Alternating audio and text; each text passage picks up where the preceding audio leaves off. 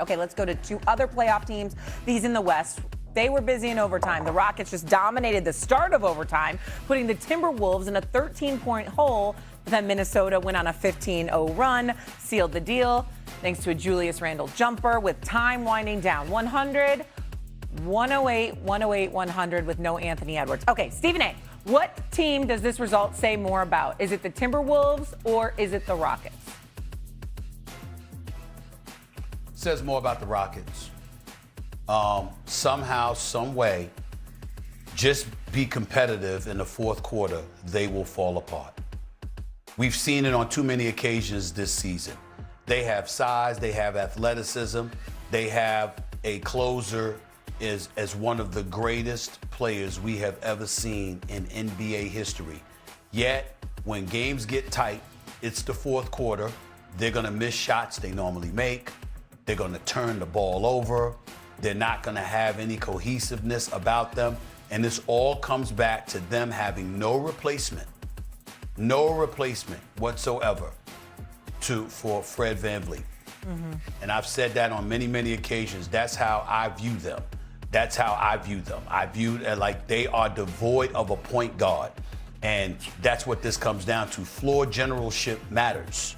And the Houston Rockets don't have it. They got talent. They got coaching. They got big-time players. They can defend. But you can't rely on them to be organized and calm. For MVP, yesterday Draymond Green had a lot, and I do mean a lot, to say about that. I hated it, and I absolutely loved it. And the reason is because the reason I hated it is because until Wemby said defense is 50% of the game, it was like, oh, man, no one realized that? Right? Like, no one realized that 50% of the game we play is on that end of the floor. So he comes out and makes this profound-ass statement, and it's like, oh, of course it is. And everybody's like, oh, man, he has a great point. Hello? You think? So I hated it because he had to do that for that to then be said. All of a sudden, you turn on TV and everybody's like, actually, maybe Wemby is the MVP. And I can agree with that. Maybe he is.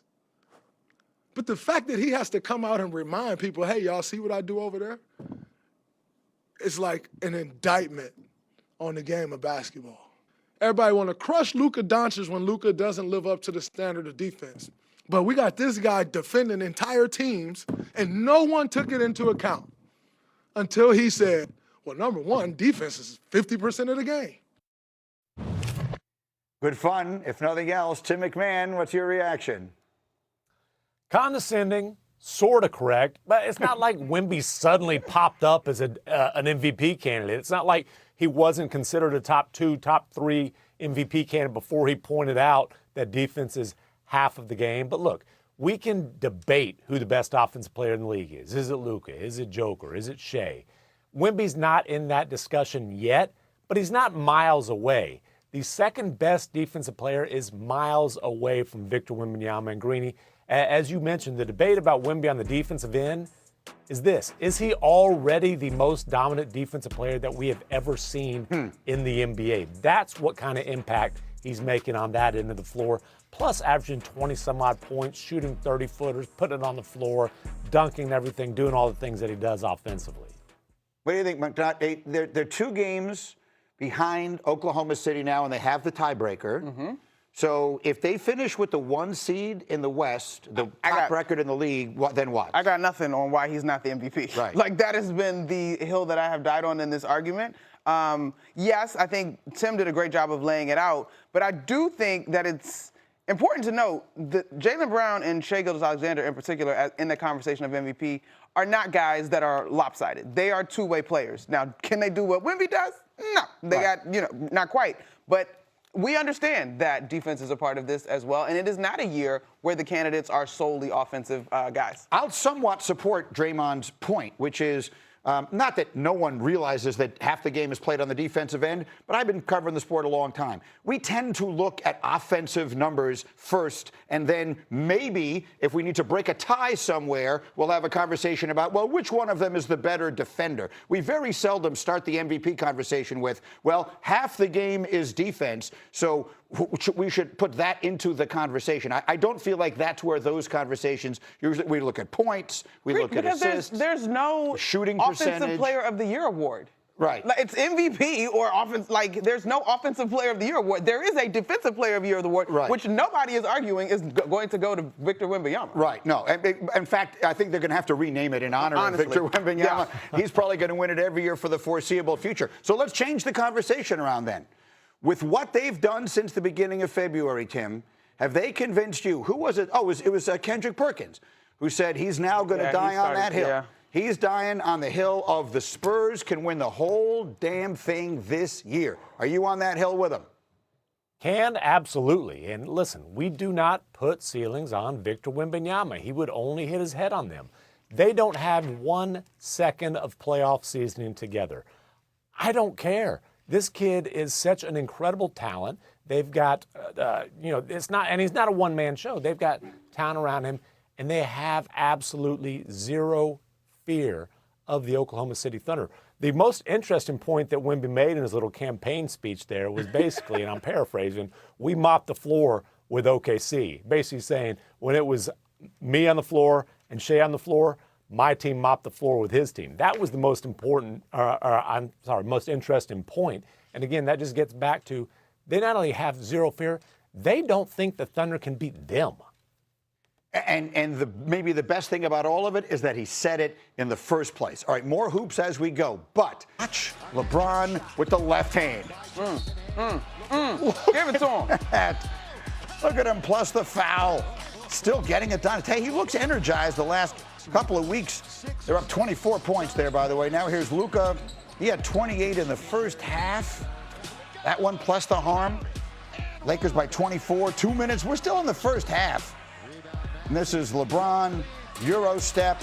And then watch him with the defenders. As two guys fall to the ground, LeBron, make sure we notice them all. He would score 23. Doncic would score 43, Monica. He is on a heater right now over this 11-game stretch. Like, 40 is just light work for this guy. It's 11 straight games with at least 30 points for Luka. That ties a career-high such streak.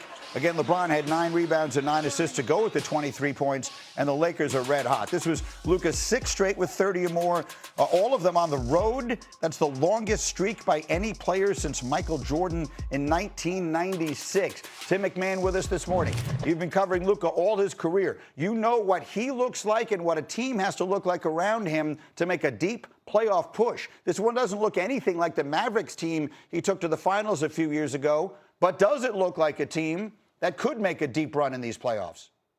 I mean, I don't wonder whether they're good enough on the offensive end to make a deep run. Luka's obviously on a heater. He's going to lead the league in scoring. LeBron's been great since he shifted into that kind of less is more third option role.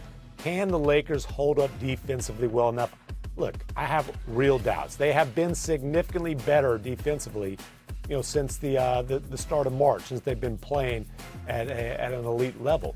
It's smoke and mirrors, it's scheme, it's overcoming defensive personnel. To their credit, it's communication, it's effort, but I just have real doubts about whether they can overcome some real personnel issues on the defensive end well enough to win 3 rounds in a loaded Western Conference. Let me make sure I'm understanding what you're saying. And Monica, when you hear smoke and mirrors, what it sounds to me like we're hearing is that when teams start just focusing on them and we're playing you every other day and we're not thinking about anything else, that some of the deficiencies that are hidden in this, the third game in 5 nights or whatever the case may be, that those things will become too much to overcome. Yeah, I mean, the nature of a series in terms of scouting and the details and the margins that matter, like, to me, if the Lakers are going to be one of the last teams standing in the Western Conference, they have no room for error. Not like little room for error. They've got no room for error, and that's just not realistic in today's game because of how well teams prepare to face one another in a series. Is that because of their defense? I mean, they certainly can do it on the offensive end. With Luka doing what he's doing, LeBron settling into the third offensive option role, You have to be telling me that you're convinced that they can't hold up on the other end. The bigger concern is certainly their defense, but I also do wonder what is actually sustainable from Luka, right? Like, yes, he has been fantastic in the regular season. He's been even better over this 10-game stretch. But in a series, if you run into a Thunder or Spurs squad who really hang their hat on defense, do they then decide, okay, cool, we're going to let you go ahead and get your 40, but everybody else is on lock because they have personnel that is capable of doing that? McMahon, finish it up. I'll just point out that Luka is the last superstar to send Oklahoma City home in a playoff series. This is true. So this is true. That's the good call. We've seen this guy do some pretty amazing things in the playoffs before. Okay, that's a good place to finish that part of the conversation. There's one other thing I've wanted to do all morning long. From the moment that Monica McNutt walked in here today, I've been admiring those glasses. So we are now going to, it's this camera here, we're going to switch, we're going to swap glasses. These are 12 p.m. studios, Greeny. Very affordable, very luxurious. Shout out to Janae Naylor, a product